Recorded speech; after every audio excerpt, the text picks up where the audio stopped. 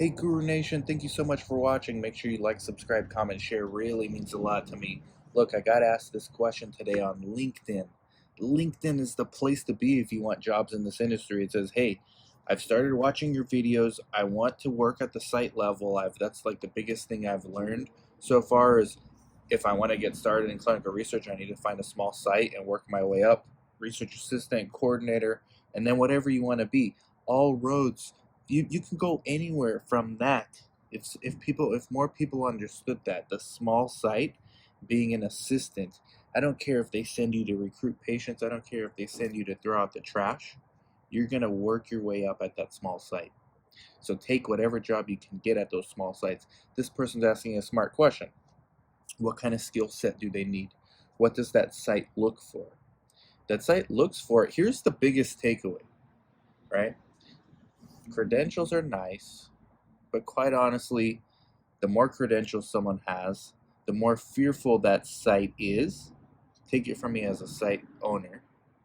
The more credentials a person has, the more fearful I am of losing this person quickly to a competitor or another company in a higher tier. Like if I'm a site, I can only afford to pay my staff at this level.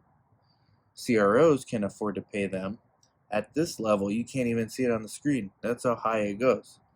And sponsors the same, tech vendors the same. So people with bachelor's degrees, master's degrees, international medical graduates, PhDs, they're not overqualified because I've hired them before too and they've worked well. But the risk is you lose them, and in the era of remote work, you're competing now on a nationwide level. So the skill set's not even your background, like your education and all that, although that's nice. It's your effort. What are you doing? Right? What are you doing to position yourself to be in a situation where a site would even want you?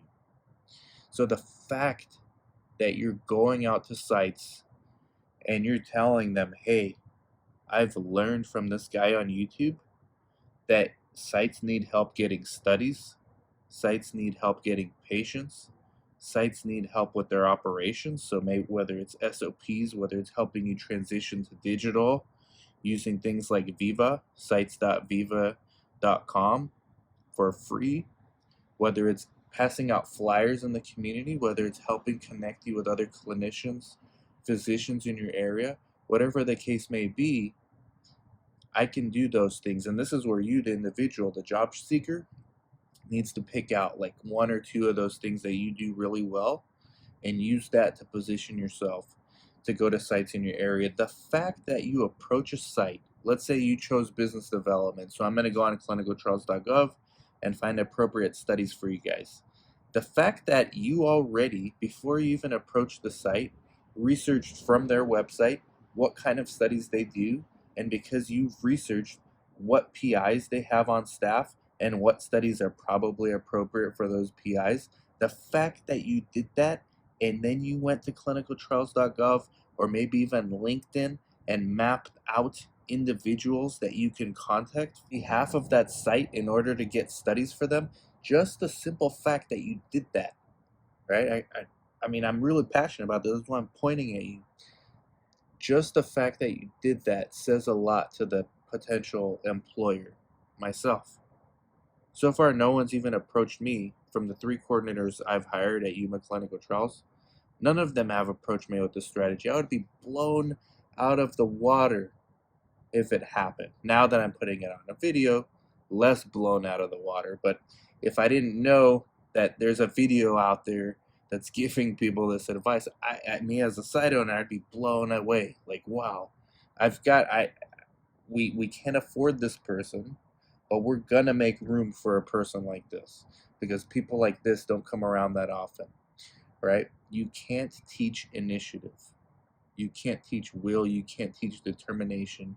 You can't teach that stuff. Those are soft skills, right? The technical skills, how to use what's a 1572, what's an informed consent, what's an investigator site file, what are the most common assessments in asthma or in diabetes studies.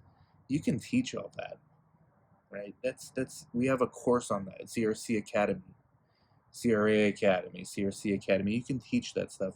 You can't teach the intangibles. And those are the kind of people that, as a business owner, I can't get enough of those people. Because if I create a culture where we have those kind of people working in my company is going to be more successful than it was had I not known who those people are. So that's the skill set you need.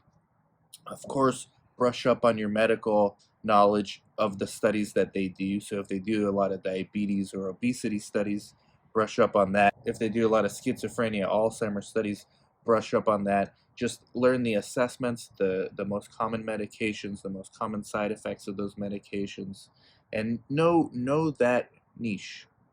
If you're gonna brush up on anything that's not soft skills, it's those kind of things, medical expertise. And the rest, you're going to learn by doing. And that site owner, whoever it is that you're going to blow out of the water, just the fact that you're doing this work means you're somebody worthy of them taking a chance on.